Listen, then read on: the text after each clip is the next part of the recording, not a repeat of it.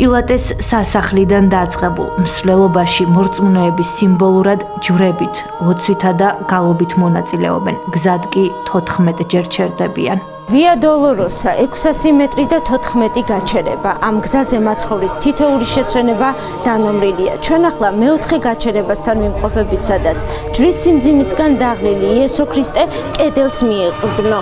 აქ ქვის კედელზე სწორედ მისი ხელის ანაბეჭდია. ამ ვიწრო ქუჩებზე ის ადგილიცაა მონიშნული, სადაც მაცხოვარს მართალი ვერონიკა შეეგება და სისხლიანი სახე შეუმშრალა. წმინდა მიწას ის გაჩერებაც ახსოვს, სადაც იესოს ღვთისმშობელი შეხვდა და ისიც, როდესაც ტანჯვით დაუცლურებული დაეცა.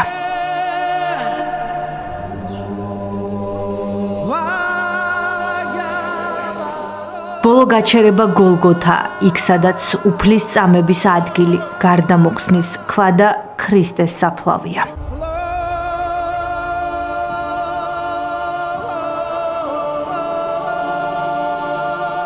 აქ პილიგრიმები შუაღამემდე ევედრებიან უფალს, რომ ზეციური ცეცხლის გარდამოსვლის მომსწრეები კვლავაც გახდნენ.